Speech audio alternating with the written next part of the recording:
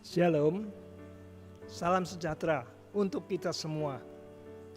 Kita tiba pada pendalaman pelajaran sekolah sahabat kita minggu ini yang berjudul Dasar Pemerintahan Allah. Mari kita tunduk kepala. Bapa di sorga, Allah yang maha baik, kami bersyukur untuk segala penyertaan dan berkat-Mu dalam kehidupan kami. Dan saat ini kami akan mendengarkan pendalaman pelajaran sekolah sahabat minggu ini. Kiranya Tuhan membukakan hati pikiran kami boleh mengerti dan boleh memilih yang benar sesuai kehendak Tuhan. Memberkati kami semua Tuhan, mohon ampun dosa kami berdoa. Amin. Beberapa hari yang lalu kita sudah belajar tentang dasar pemerintahan Allah. Apakah dasarnya itu? Ialah hukum Allah. Karena hukum Allah adalah transkrip atau kesimpulan wujud daripada karakter Allah sendiri dan fondasi tahtanya. Dan hukum Allah diberikan kepada manusia sebagai ukuran moral. Nah, di antara 10 hukum ini ada hukum yang keempat, yaitu hukum hari Sabat yang lebih menonjol dari yang lain. Karena dalam hukum yang keempat ini jelas mengidentifikasi Allah sebagai pencipta, Allah sebagai khalik semesta alam dan yang patut kita sembah. Setelah Allah menciptakan bumi dan isinya selama 6 hari, lalu pada hari yang ke-7 Allah berhenti menyucikan dan memberkati hari itu. Dan Allah menghendaki kita pun melakukan hal yang sama. Berhenti dari segala kegiatan rutinitas kita dan kemudian menyucikan hari itu. Nah, di dalam pertentangan besar antara Allah dan iblis, iblis sangat membenci hari Sabat. Karena dengan menyucikan hari Sabat, manusia mengakui Allah sebagai pencipta dan menyembah Allah. Padahal iblis ingin manusia menyembah dirinya. Di dalam Yesaya 14 ayat 14, di sana dikatakan, aku, yaitu iblis ya, Lucifer, aku hendak naik mengatasi ketinggian awan-awan, hendak menyamai yang maha tinggi. Iblis ingin merebut otoritas Allah dengan mengalihkan manusia menyembah Allah supaya manusia menyembah dirinya. Maka dia berusaha untuk merubah waktu dan hukum. Dan dia berhasil. Melalui pemimpin agama yang murtad, yang tidak sesuai dengan Alkitab, telah dipindahkan hari Sabat, hari yang ke-7, dipindahkan ke hari yang pertama atau hari Minggu. Dan itu sudah dinubuatkan. Di dalam Wahyu 13 ayat 4, Wahyu 13 ayat 4 mengatakan, dan mereka menyembah naga itu, yaitu Lucifer, iblis, karena ia memberikan kekuasaan kepada binatang itu. Binatang ini adalah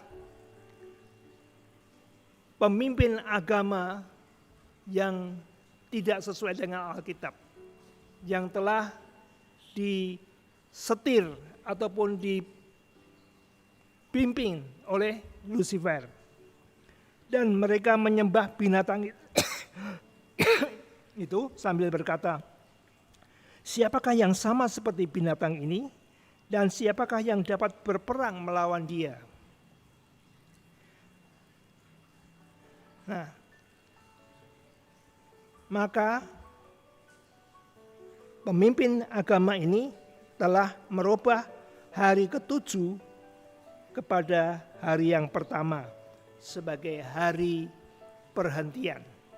Hari di mana umat-umat Tuhan menyembah. Dan iblis senang manusia beribadah kepadanya. Dengan demikian, iblis berhasil merebut otoritas kekuasaan Allah. Manusia menyembah pada hari pertama. Oleh sebab itu, Allah memberikan pekabaran malaikat yang ketiga. Di dalam Wahyu 14 ayat yang ke-7.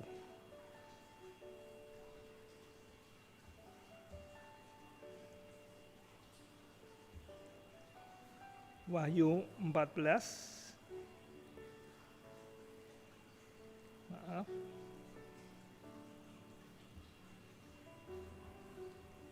Dan ia berseru dengan suara nyaring, "Takutlah akan Allah dan muliakanlah Dia, karena telah tiba saat penghakimannya, dan sembahlah Dia yang telah menjadikan langit dan bumi dan laut dan semua mata air."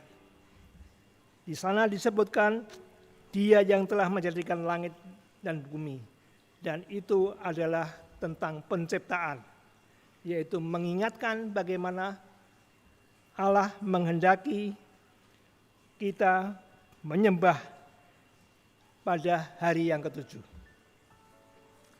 Nah,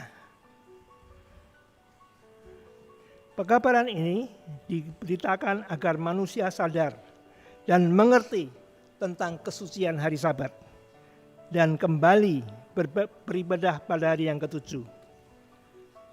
Mungkin kita berpikir, bagaimana nasib orang-orang Kristen dahulu yang belum pernah mendengar pekabaran hari Sabat. Mereka setia, berbakti, dan secara jujur dengan ketidaktahuan mereka merasa telah berbakti pada Tuhan pada hari yang pertama. Dan juga umat-umat Tuhan, orang-orang yang benar di hadapan Tuhan di gereja-gereja lain yang juga belum mengerti sepenuhnya tentang Sabat, dan mereka merasa berbakti hari pertama adalah hari Sabat. Bagaimanakah nasib mereka? Tulisan Roh Nubuat mengatakan, Allah menerima ketulusan tujuan mereka dan integritas mereka di hadirat-Nya. Artinya, sekalipun belum memelihara hari Sabat, tetapi dengan ketulusan, ketidakmengertian, mereka berbakti dengan benar, maka Allah pun dapat menerima mereka. Tetapi nanti, bila mana terjadi pemaksaan undang-undang hari Minggu, dunia akan diterangi. Orang-orang akan mengerti tentang perbedaan Sabat dan Minggu.